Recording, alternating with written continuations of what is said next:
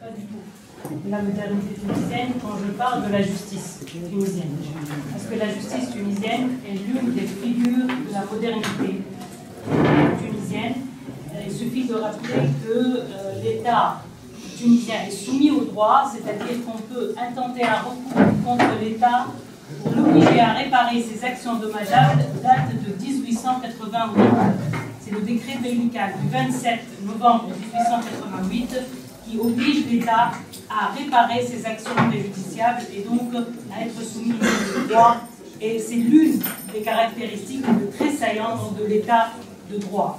Donc je confirme cette modernité tunisienne en parlant justement de la justice. Alors, je parle de cette modernité, mais je focalise mon intérêt et ma réflexion sur les mutations de la justice qui sont dues à la révolution. Donc, je vais traiter des mutations de la justice à l'épreuve de la révolution. Et pour cela, je dois préciser d'abord le sens que je donne à la justice, le sens que je donne aux mutations dont elle fait l'objet et au sens que je donne aussi à la révolution. Alors, la justice que je traite ici, objet de ma réflexion, donc renvoie à la fois à la fonction juridictionnelle, mais aussi à l'organisation de la justice, c'est-à-dire à la structure du service public de la justice, mais également à la fonction de rendre justice, ce qui fait que j'exclus par exemple la fonction consultative que peut avoir une juridiction, par exemple le tribunal administratif, qui donne des avis sur les projets qui lui sont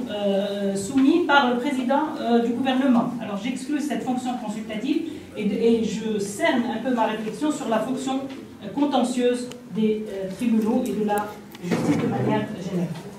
Alors, les mutations dont il est question ici, bien entendu, je viens de le dire, c'est les transformations, les transmutations dues à la révolution. Mais d'abord, qu'est-ce qu'une révolution d'après les juristes, d'après le droit? Alors, c'est vrai que les juristes sont très mal placés pour définir la révolution parce qu'il s'agit d'un fait, d'un jaillissement d'acteurs, de discours, d'images, etc. Et le droit ne peut pas appréhender les faits. Il faudra les placer dans un contexte bien particulier. C'est pour cela qu'en droit, une révolution est jugée de par ses résultats, ses implications. Une révolution n'est appréhendée par le droit que si elle réussit. C'est-à-dire que si elle aboutit à la chute d'un régime politique et un régime juridique, donc par la chute d'un régime par ses pratiques et ses institutions, et au premier rang desquelles figure la Constitution, étant la loi fondamentale qui régit donc qui régit le système politique et juridique de l'État. Et donc, si une révolution ne réussit pas, en droit, c'est un soulèvement, c'est une protestation, et donc il n'a pas d'implication. Donc, la révolution en droit doit être jugée de par ses résultats, et une fois qu'on a atteint donc, cette chute-là du régime politique, on ne s'arrête pas là, parce que la chute et cette chute-là devient également un fait, et il faut donc aller vers les conséquences. Et c'est pour ça qu'en droit, dès qu'on parle de révolution, on parle de transition. C'est-à-dire qu'est-ce qui vient après. Et c'est pour cela donc que ma réflexion donc, se focalise sur les mutations de la justice en période de transition. Et pour cela, je dois d'abord distinguer entre les trois phases de la transition qu'a connue la Tunisie. Alors, il y a la première phase de la transition, c'est celle donc, du 14 janvier 2011 jusqu'au 23 octobre 2011. Alors, c'est la période donc, qui sépare le départ de Ben Ali jusqu'à donc, les élections du 23 octobre 2011. Alors, cette période est caractérisée par deux très caractéristiques. Alors, la première, c'est que la Constitution de 59 a servi de base pour les décrets-lois qui ont été pris par le président de la République. Donc, on lui a donné la possibilité d'intervenir dans le domaine législatif, et c'était sur la base de l'article 28 de la Constitution tunisienne. Et puis, il y a le décret-loi qui a rompu avec la Constitution de 59, c'est le décret-loi du 14 mars 2011, et c'est le décret-loi dans lequel on trouve dans les visas donc, que la Constitution tunisienne n'est plus valable, la Constitution de 59 n'est plus valable, et qu'on va donc vers une Assemblée nationale constituante parce que la légitimité révolutionnaire l'exige. Donc c'est le premier texte où la référence est la révolution. C'est ce décret-là, et c'est ce décret-loi également qui a organisé de manière provisoire les pouvoirs politiques, et c'est ce qu'on a appelé donc la petite Constitution. C'est la première petite constitution. La deuxième phase, justement, c'est l'élaboration de la constitution, c'est-à-dire 23 octobre 2011, 27 janvier 2014. Ça, c'est le temps, si vous voulez, réservé à la deuxième petite constitution. Alors, la différence entre la première et la deuxième, c'est que la première, elle a été établie par un décret-loi qui a valeur législative. La deuxième, c'est toujours une organisation provisoire des pouvoirs, mais qui a été établie par l'Assemblée nationale constituante en sa qualité d'autorité législative. Et donc, c'est un texte qui a, qui a une valeur encore plus importante que la loi ordinaire. Alors, et la troisième phase, donc c'est celle sur laquelle je voudrais un peu m'attarder, parce qu'aujourd'hui, normalement, on dit qu'on n'est plus en période de transition. Oui, effectivement, parce que le processus politique s'est achevé. Mais la transition qu'on vit aujourd'hui, c'est une transition purement juridique, parce qu'elle n'est transitoire que dans la mesure où on applique les dispositions transitoires de la Constitution. C'est pour ça, par exemple, que aujourd'hui, dans les dispositions transitoires, on nous dit que une cour constitutionnelle doit être mise en place dans le délai d'1 an à partir des élections législatives. Alors pourquoi? Parce que les élections législatives, c'est la fin du processus politique, c'est la fin de la transition politique. On n'est plus dans la transition politique, on a maintenant des institutions qui sont des institutions qui ne sont plus provisoires. Mais qu'est-ce qui reste provisoire? Ce sont les instances juridiques. Par exemple, l'instance provisoire pour le contrôle de la constitutionnalité des lois, qui d'après l'article 148 de la Constitution de 2014, donc doit être mise en place, doit finir jusqu'à la mise en place de la Cour constitutionnelle, donc de la Cour constitutionnelle. Donc, je dis bien que la troisième phase, c'est la phase qu'on vit aujourd'hui, c'est une phase de transition purement et exclusivement juridique, on ne parle plus de transition politique. Donc voilà, ma réflexion porte sur les mutations de la justice en cette période transitoire, dont j'ai fixé un peu et j'ai cerné un peu les contours. Je dirais juste, donc ça c'est l'objet de ma réflexion, je dirais un mot sur ma démarche. Alors ma démarche sera une démarche de juriste, c'est-à-dire elle doit se baser sur un corpus textuel ou jurisprudentiel. Le juriste ne peut pas analyser un fait, et donc je dois me référer à un corpus textuel et jurisprudentiel. Et la deuxième démarche de juriste, c'est que je dois nécessairement, étant juriste, avoir deux idées et structurer ma pensée autour de deux idées. Et que là, je dirais que la mutation ou les mutations de la justice sont animées par un souffle révolutionnaire certain, mais qui pose toutefois la question de leur pertinence. Je vais d'abord parler de ces mutations animées par ce souffle révolutionnaire, pour ensuite, donc, si vous voulez, atténuer un peu et poser la question de leur pertinence. Alors ces mutations-là, si on reste dans le cadre exclusif de la justice, on a deux types de mutations. On a d'abord l'instauration d'un nouvel ordre juridictionnel, et on a le souci renforcé de la garantie des droits et des libertés. Alors, le nouvel ordre juridictionnel, le nouvel ordre juridictionnel, c'est qu'on est passé de ce qu'on appelle la dualité juridictionnelle de la Constitution de 59 à un quadruple juridictionnel. Alors, qu'est-ce que ça veut dire? Ça veut dire que dans la Constitution de 59, on avait une justice judiciaire et on avait une justice administrative qui était donc caractérisée par le Conseil d'État, qui se composait de deux organes, le tribunal administratif et la Cour des comptes. Aujourd'hui, le Conseil d'État n'existe plus, d'après la Constitution de 2014, mais on a une justice administrative, on a une justice financière, une justice judiciaire et, la grande innovation, une justice constitutionnelle. Donc c'est ce qu'on appelle le quadruple juridictionnel. Alors, un mot juste sur chacune de ces justices. Alors la justice judiciaire, bien entendu, c'est tous ces ordres, donc les tribunaux de première instance, les cours d'appel et la cour de cassation. Bien entendu, c'est cette hiérarchie juridictionnelle et qui donc tranche les litiges entre les particuliers. La justice administrative, elle tranche les litiges entre les particuliers et l'administration, et qui se focalise sur deux types de recours. D'abord, il y a le recours pour excès de pouvoir, et ensuite le recours en responsabilité. La différence, c'est que le recours pour excès de pouvoir, c'est un recours qui porte sur les décisions administratives, par exemple une décision de révocation d'un fonctionnaire, etc. Et le recours en responsabilité, il porte sur les actions administratives, par exemple les actions dommageables, par exemple les travaux publics, lorsqu'ils causent des dommages aux particuliers. Ça, c'est le recours en responsabilité. Donc, ce sont les deux mécanismes de la justice administrative. Ensuite, donc, on a la justice financière. Bien entendu, c'est la bonne gestion, elle assure la bonne gestion des deniers publics et qui fonctionne selon deux principes fondamentaux, c'est-à-dire ce qui sont la transparence et la redevabilité, donc des organes ayant la charge de la gestion des deniers publics.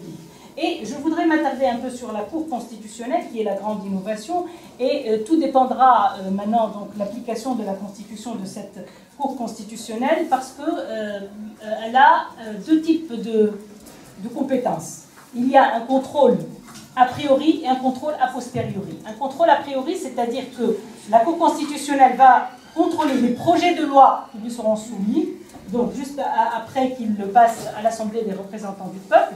Mais aussi, il y a le contrôle a posteriori parce que la Constitution a prévu ce qu'on appelle l'exception d'inconstitutionnalité. C'est-à-dire que si on est à l'occasion d'un litige, que ce soit devant le juge administratif, le juge judiciaire, le juge financier, on est à l'occasion d'un litige et l'un des justiciables soulève l'inconstitutionnalité d'une loi. Il dira, cette loi-là, elle est inconstitutionnelle. Alors, la Constitution prévoit que le juge doit suspendre le litige et doit adresser donc ce litige, cette question de constitutionnalité à la Cour constitutionnelle. Or, ceci pose un réel problème parce que si ce mécanisme-là s'apparente à ce qu'on appelle en France la question préjudicielle, la question prioritaire de constitutionnalité, les fameuses QPC, c'est le même mécanisme, mais en France, ils sont limités par l'atteinte au droit aux libertés. Alors la Constitution tunisienne n'a pas limité le fait d'interroger la Cour constitutionnelle par aucune limite. Et donc ce qui fait que la Cour constitutionnelle pourra être inondée par donc, les demandes. Et je connais beaucoup d'associations, notamment féministes, qui attendent la Cour constitutionnelle pour justement attaquer telle loi du code pénal, telle loi du code du statut personnel, etc. Tel article du code pénal, tel article du code du statut personnel. Et là, donc, il faudra peut-être que la loi organique qui va organiser la Cour constitutionnelle organise un filtre. Parce qu'on ne peut pas imaginer qu'un tribunal cantonal à Tataouine ou à Tunis ou à Bizerte donc suspendent leur litige et interrogent directement la Cour constitutionnelle. Ceci pourrait nuire au principe fondamental qui régit la justice, qui est la bonne administration de la justice. Alors, voilà donc l'élan un peu de ce nouvel ordre juridictionnel, mais qui est aussi renforcé par un souci de garantie des droits et libertés. Et si je reste dans le cadre de la justice, eh bien, je dirais que ce souci est renforcé d'abord par l'instance provisoire de contrôle de constitutionnalité des lois. Eh bien, cette instance est très importante parce que les constituants, à partir du moment où ils ont achevé la Constitution, ils ont mis dans les dispositions transitoires que toute loi qui va être, donc les projets de loi, c'est uniquement les projets de loi, pas les lois en vigueur, toute loi qui va être donc prise par l'Assemblée des représentants du peuple ou même par l'Assemblée nationale constituante en sa qualité d'autorité législative doivent ou peuvent passer par le contrôle de l'instance provisoire de contrôle de constitutionnalité des projets de loi.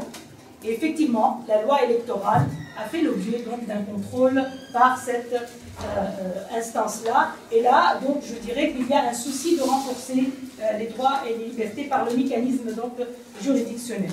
Et toujours dans le cadre de la justice, il y a aussi ce souci de renforcer les droits et libertés par la constitutionnalisation des garanties d'un procès équitable. Et c'est l'article 108 de la Constitution.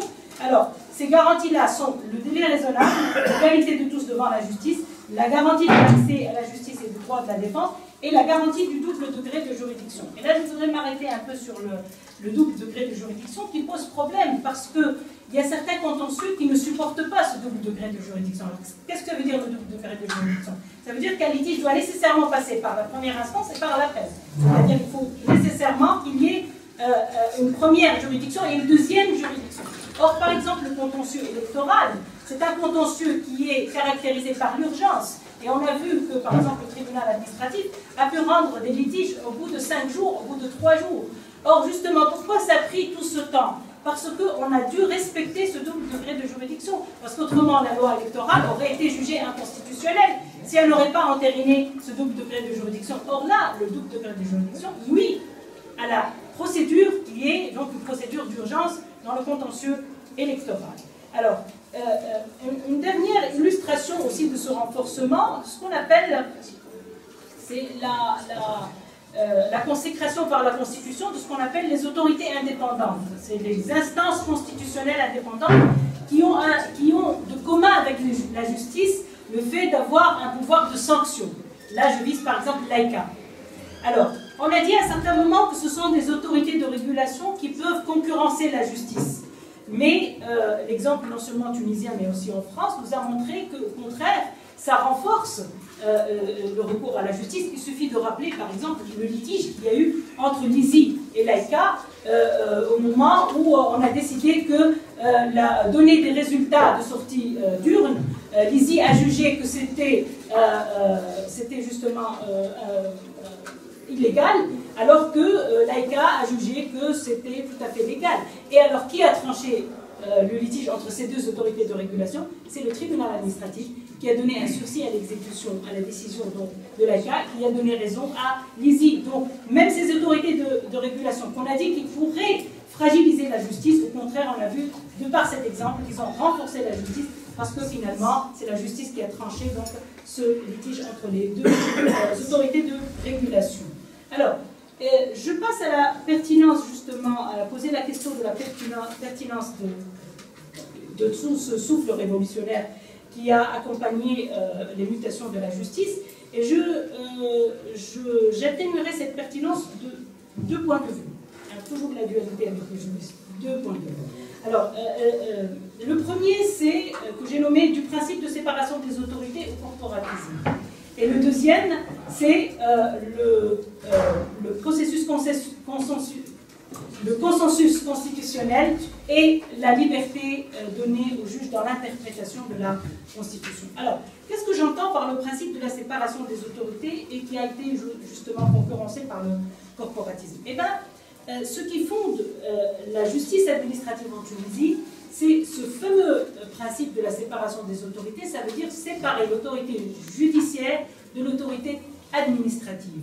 C'est un principe qui est issu d'un accident de l'histoire française et qui a été donc établi par les lois des 16-24 août 1790 en France, juste après la Révolution, pour mettre fin aux abus faits par le pouvoir judiciaire,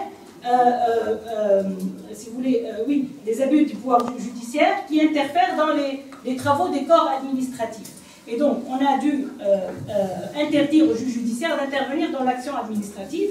Et ceci a été renforcé par l'institution du Conseil d'État français, qui d'abord était un conseil consultatif qui était institué donc, dans la cour royale et qui petit à petit donc s'est transformé en une juridiction, et c'est le Conseil d'État aujourd'hui français. Alors, cette conception-là de la séparation des autorités a été entérinée par notre Constitution de 59, et je vais citer la fameuse phrase du rapporteur général Ali Belhouen dans la Constitution de 59 qui dit Incha mahkama idariya tubtilu qararatiha biyadi la biyadi am.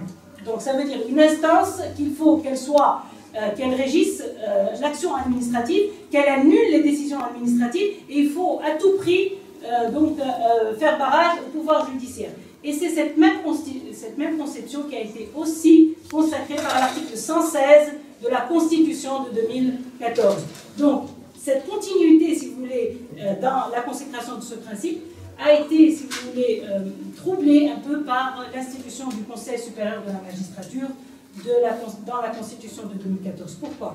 Parce que ce Conseil supérieur de la magistrature va être, si vous voulez, l'autorité de tutelle qui va à la fois juger le corps des magistrats dans l'ordre judiciaire, mais aussi dans l'ordre administratif.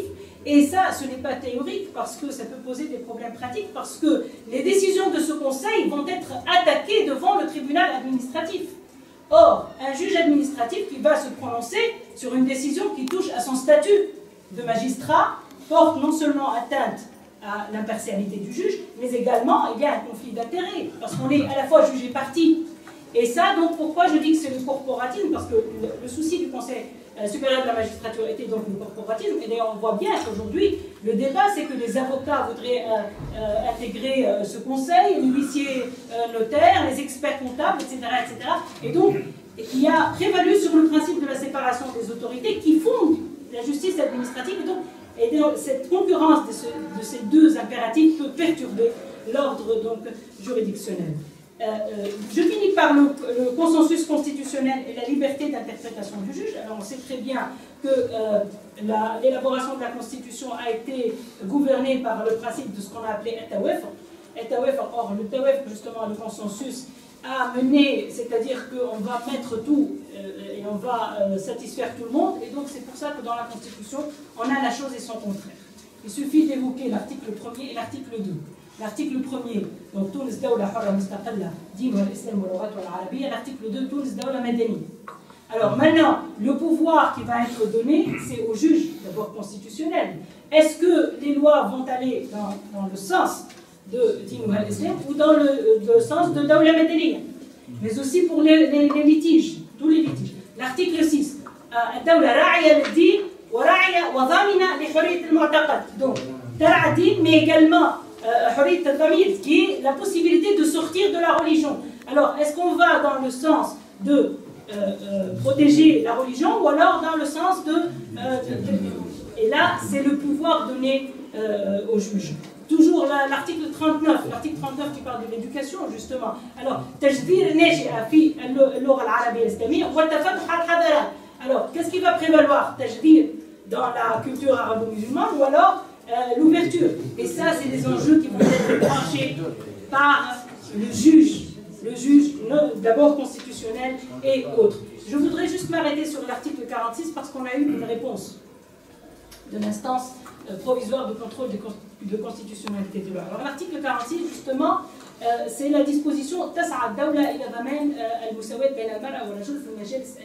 et là, la loi électorale a été donc déférée devant l'instance provisoire de contrôle de constitutionnalité des lois pour dire qu'il y a une parité horizontale mais il n'y a pas une parité verticale, donc il y a atteinte à l'article 46. Et l'instance a répondu que l'État a une obligation de résultat. Ça veut dire que l'État fait de son mieux. Or, l'État ne peut pas faire de son mieux parce que l'État a ce qu'on appelle la possibilité d'user des prérogatives de puissance publique et de l'exorbitance. Or, l'exorbitance, ça veut dire l'excessif, ça veut dire le trop, ça veut dire qu'on peut aller, si on juge que c'est un intérêt général suprême, on peut aller jusqu'à la violation des droits, et on a le droit. Mais bien entendu, on répare, on paye, donc qu'elle fasse mais qu'elle paye. Ça, c'est la fameuse phrase de Delvolvé sur l'administration, qu'elle fasse mais qu'elle paye. À partir du moment où on dit que, par exemple, là, l'égalité entre hommes et femmes est un intérêt général suprême, eh ben, l'État doit mettre en œuvre toutes les prérogatives de puissance publique pour le mettre en œuvre. Et donc, on ne peut pas parler d'obligation de résultat. L'obligation de résultat, c'est une notion civiliste, de droit civil, c'est-à-dire qui s'applique aux particuliers, qui ne peut pas s'appliquer en droit administratif, qui ne peut pas s'appliquer à l'État. Et qui ne peut pas s'appliquer à l'État parce que l'État est la puissance publique, il peut tout faire. Donc, tout ça pour dire que tous les enjeux des mutations de la justice et de la justice résident aujourd'hui dans l'interprétation de ce texte constitutionnel, de ce texte fondamental donc, qui nous est soumis et qui a, bien entendu, et dont on mesure l'importance de jour en jour. Et là, je voudrais finir par me référer à Umberto Eco dans son ouvrage sur les limites de l'interprétation, qui nous dit que interpréter n'est pas dévoiler un sens, ça veut dire que le texte n'a pas un sens qu'on va dévoiler, c'est donner un sens. Et je dirais que le juge décide d'un sens, et c'est toute la différence. Je vous remercie.